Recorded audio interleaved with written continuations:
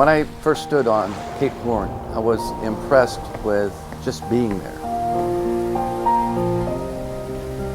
We decided to come on this trip primarily because it involved birding in a different environment that's not available to us anywhere else.